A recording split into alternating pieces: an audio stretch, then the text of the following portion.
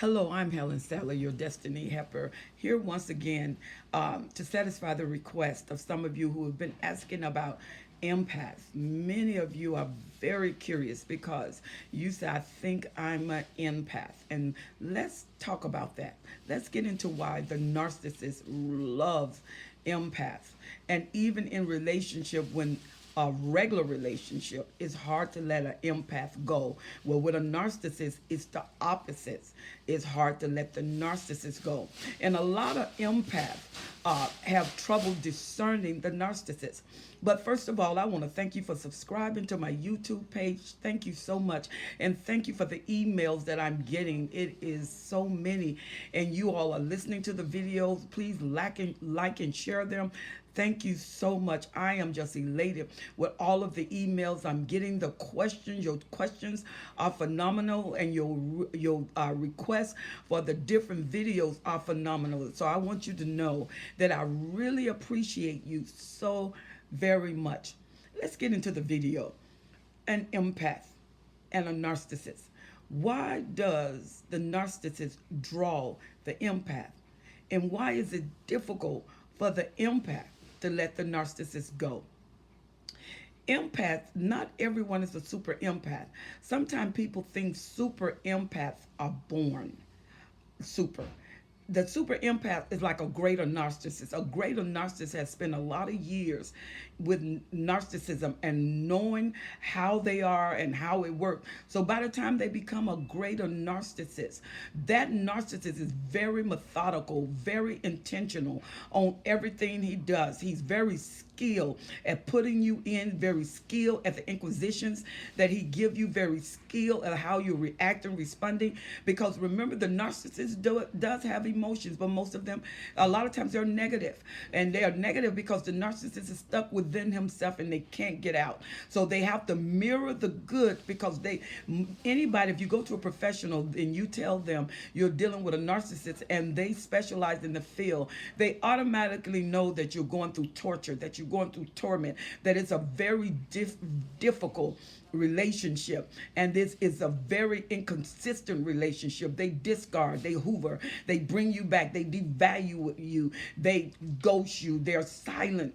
And so what happens is you go through all of that, but the narcissist, once he get you, she gets you, the narcissist feel like it's not a relationship, it's ownership, because they see you as an appliance. Well, an appliance has no thoughts. The appliance doesn't fight back. The appliance does what they're told to do, and once you utilize the appliance, you use that mechanism. It's just an object. And that's why some of you are asking, how can they love me and do me like this? Their love is a venomous love. A narcissist does not love you like a regular relationship. When you have someone to say, I love you and I can't do without you, the narcissist is not saying, I love you and I can't do without you because you're beautiful. They don't care about that. They care about that as a trophy, especially the somatic. Narcissists like beautiful women, and the more powerful the narcissist, the more powerful the women or the men he wants. And sometimes they'll just vary and go get someone that is totally out of their league to discredit the previous supply and take pictures of the previous supply. Well, the narcissists love the empath. The empath is a person who feels the emotion, they take on the emotion, and a lot of times they are drained. They hate going public because they have not learned how to filter out all of the emotions that they're feeling, and they're constantly changing in emotion, because you're in room with 20 people that got 20 different emotions, and it's hidden the empath, and the empath are feeling all of those emotions. They are trying to weed out those emotions, and the empath know what they feel. They may not understand what they feel, but they know they're feeling right. And a lot of people tell the empath, I don't feel that way. The empath has read you, and 9 times out of 10 they're very correct. But we have different empaths. We have empaths that are one with nature, one with animals, one with the environment, one with people. And so there are different empaths. When you get a narcissist, especially the greater narcissist, they probably have went through several empaths, even the super empath. And it takes a greater narcissist to handle a super empath, because the opposite of the nature of a super empath is some characteristics that look like the narcissist, and they feel bad when they go supernova. A lot of them, it's hard to get that back. It's hard to return that back.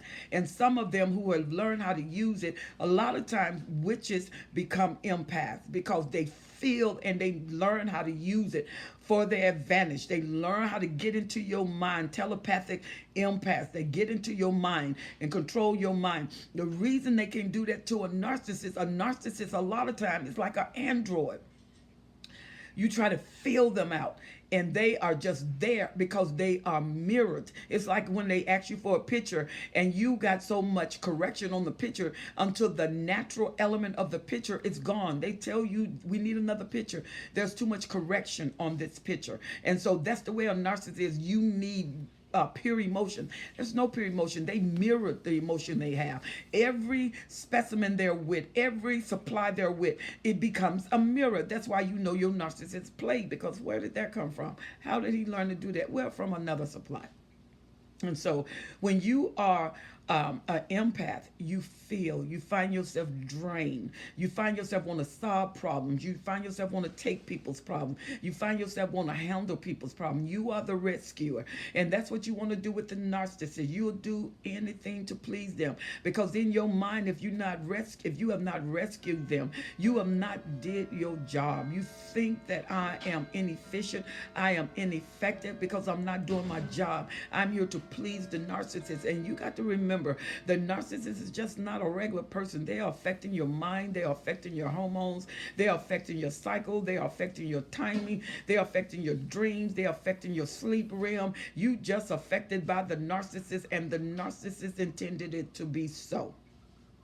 And then based on the narcissist you get, when you get a psychopath, they're violent, and so is the psychopath narcissist. Then you get a malignant narcissist, very dangerous. Then you get the lower narcissist. They want to fight. Then you get the middle grade narcissist. They playing mind games. So the narcissist, based on the grade and the class they are, and the empath, this is going to show you the type relationship you have. And many of you empaths are so into feelings and rescuing the narcissist until you've gotten stuck. And many of you now are fighting for your mind because you can't dissect yourself from the emotion that is displayed by the narcissist. And they take you through all kind of channels of emotions because they know that's what you absorb. That's not what you experience. That's what you absorb. You absorb the narcissist. You absorb his emotion. And the narcissist will on purpose take you in a crowd because they know how you are. If you have not developed your skill, they will take you in a crowd and you all over the place. You are confused. You're feeling this, not knowing until you think something is wrong with you and you're about to lose your mind. And when it's totally chaotic, totally confused, your mind is fogged, your energy is gone, he take you home and take you to the next level of torment. And you would think something is wrong with you. Nothing is wrong with you. You are an empath. You feel everything.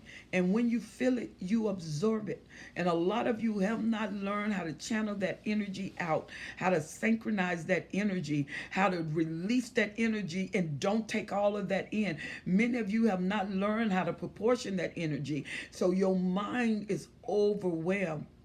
The narcissists need that negative fuel. The narcissists need that fuel that is chaos, because they love the chaos. Why? That's what they are. On the inside, they got chaos. Their attention span is just is minimal. They lived in a fantasy world. They take no responsibility. They live in grandiosity.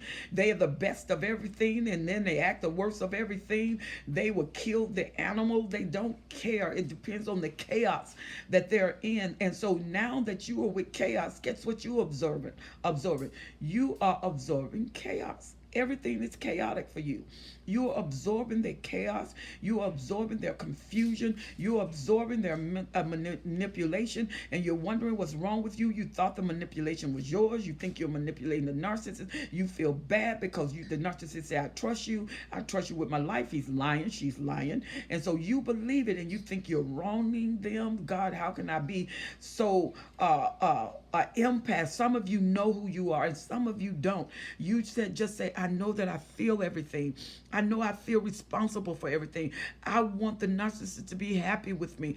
I can't do without them. When you get to that place, the narcissist often discard you, because a discard make it devalues you at the lowest estate, because you can't believe you didn't do anything. What did I do? What did I say? And you trying to figure out what you said, and you trying to figure out what you did, and you trying to make sure you don't do it again, but you don't know what it is that you did wrong.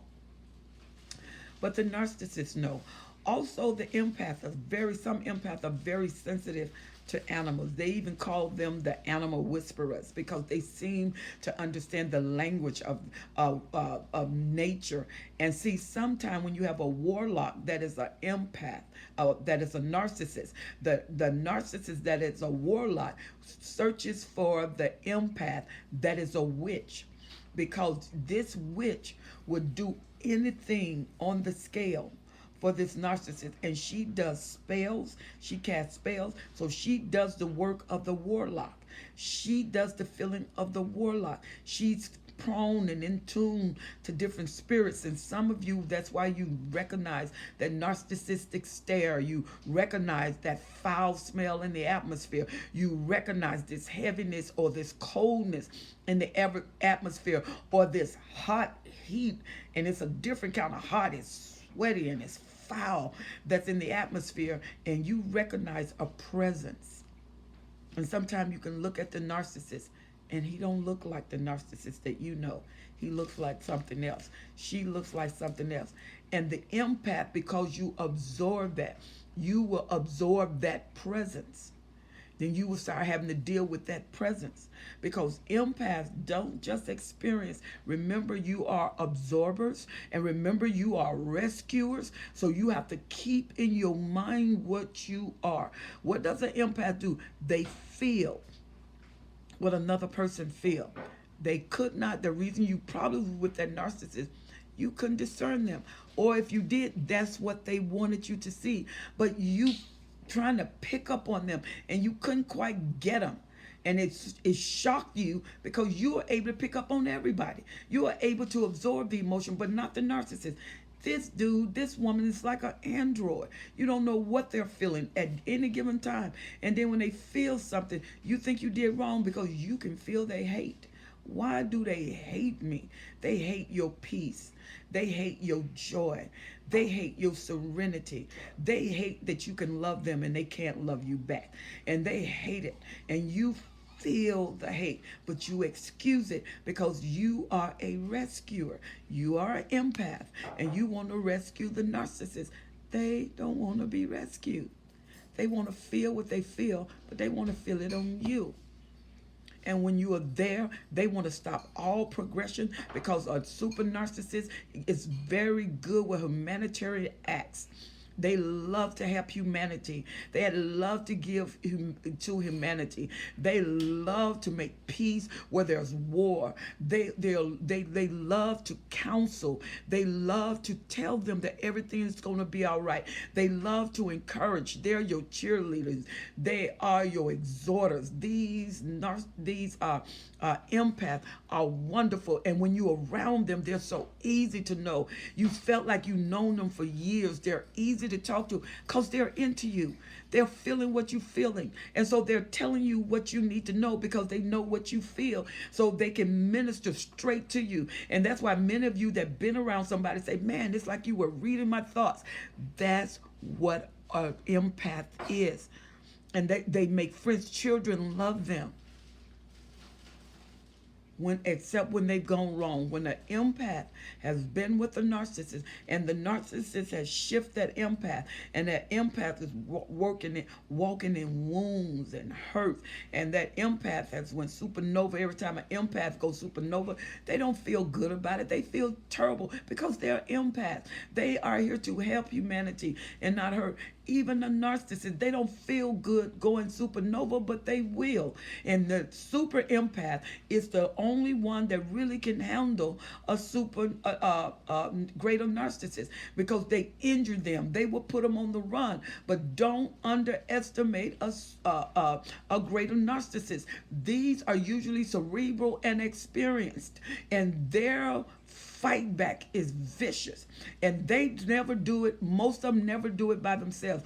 They got flying monkeys everywhere. They're great businessmen. By the time they get to super narcissists, I mean, they have money galore, they got business galore, they built up an entourage, they have flying monkeys, lieutenants and sergeants, all those narcissistic fleas that are on you, and they know what they are doing, and they surround you with people, and they treat you like you are $1,000,000 in public, because when it's time to do a smear campaign, nobody believes you. They don't believe that's the narcissist. They don't believe that narcissist is capable of doing that. Most people don't even know what they are, so they don't believe they're capable of doing it. And you know they're capable, because behind closed doors, you are tortured to the max. And the more you cry, the more you ask why, the more you tell them don't, the more they do, and the more they don't care why. You can't let them go, Mr. Empath, Mrs. Empath, because you are absorbing the pain, thinking you can handle it. And then the narcissists tell you how much they love you, because they know if you think a regular person want to hear it, the super empath loves hearing this, because you need strength, you need encouragement, you need confusion to leave, plus the fog to leave. You need all of the background noise to go. You need the hurt that you feel to go. And especially if you have children, you are feeling this all day. You are having mental breakdowns. You are having mental spats. You're having mental division. You're having mental misunderstanding. You're fighting within yourself. You're learning how to let go. You're burdened down. You're stressed out. Witches fight back with spells. And they wonder, but why isn't it working on the narcissist? Empath. His empathy is not like your empathy. His empathy is to feel sorry for himself, not you. If he have empathy, it's for himself, not you. He will feel sorry. A sociopath feels sorry. A psychopath has no sorry. A malignant narcissist feels sorry that he didn't hurt you more, because he get a release when he hurt. And that's the way it is with the narcissist and the empath. They get sexually climaxed when they're hurting the empath, because they're watching them absorb the pain. Not only feel the pain, absorb the pain. You want to do for them. You want to buy for them. You want to shop for them. You are missing your job. Some of you have lost your job because they were constantly on your mind. When the empath get things, they're worried warts. They don't know how to let things go. It stay in their mind, because remember, they're your fix-all. You feel like you got to fix it. You feel like you got to help. You can't help people who don't want to be helped. And usually by the time you come out of it, by the time you do a discard, by the time you are free, you have went through the ringer. You have lost your hair, you lost your eyebrows. When you blink and you sleep, your eyes stay open because all of your eyelashes gone, and you are looking at the ceiling sleep. Come on, you have been taken through hell. They put more pressure on an empath than a regular person, because they know as an empath you can handle what a regular person cannot handle. They take you to the end, and then they want your last breath. Many of you have had mental breakdowns for absorbing too much, not able to tune out that background. Many of you have taken volumes. You're on pills to make you sleep, pills to get you up. So you got that fog in your mind, and even now the way you feeling things now, you don't know what you're feeling. You doubt yourself. Even if you were feeling right, you are doubting yourself. You don't give yourself permission to go forward. You don't give yourself permission to feel. And everything is based on feelings. And there are some empaths they're very sensitive of spiritual worlds. And you hear walking, you hear noises, you hear voices. Even the voice of your narcissist change, and you're wondering, What is this? But it's not enough fear to make you leave, because you don't feel fear to leave. You feel failure to stay until you fix it. You got to fix him. You got to help him. That's what you're there for. No, you are there to live and to be loved and to be treated right. Careful empath. You are like a sponge. If I put sponge in water, whatever I put it in, that's what it's going to absorb. Whatever narcissist he is, you're going to absorb that, and you're going to seek to fix it, because you don't want to become that, and you don't know how to walk away. Your last words is, I believe I can help him, and you cannot. Stop absorbing. How do a empath get away from a narcissist? Absorb reading. Because even in a book, you got deep emotional absorption. Fill your mind with positive energy. Fill your mind with positive things. Know who you are and say it. When you get a chance, look in the mirror and talk to yourself until you like yourself. Because empaths that have been with narcissists for a while usually hate themselves. And then it'll get to the point you can't even feel you. Everything you feel about you is bad. Everything you see, because you feel, your eyes see. So whatever you feel, your eyes is going to see that. And you are not a hidden path that doesn't need to be discovered. You are a discovered path that gives yourself away to help others. God wants you to discover who you are. Empath. This is part one. We're going to go a little bit deeper, because there are several empaths. And based on which one you are, that's how you cater to the narcissist. And based on which one you are, with a narcissist that's familiar with empaths, he knows how to use it. Supernovas, watch it. Don't drain your energy, super empath. Do not allow your mind to be taken over, because when a super empath goes supernova, is usually they have taken so much atrocity. They have been wounded so much until they're tired. That's why you're laying down all the time. That's why you're depressed and you're pulling away from your friends. That's why your mom said, why haven't you called me? And you didn't realize that you hadn't called her in that long. That's why the children cry and you're sitting on the side of the bed. And then you finally get up and it's like you're dragging. You are absorbing the wrong energy. Feel your mind. Your emotion is in your soul. Feel your mind. Read and say out loud. Read and say out loud. Get audio books and listen to them. Occupy your mind. When you occupy your mind, you feel your heart. You need to break away from control items, manipulative items, so you can hear your own thoughts. You are fearfully and wonderfully made. You deserve the freedom that is rightly yours. Nothing is wrong with you. That's how you are. You're just in the wrong hands with your gift. But you are amazing in the right atmosphere, in the right circumstances with your gift. I'm going to come back on with part two. And I want you to like and share the page. If you have not subscribed to my YouTube channel, please subscribe. I also offer sessions.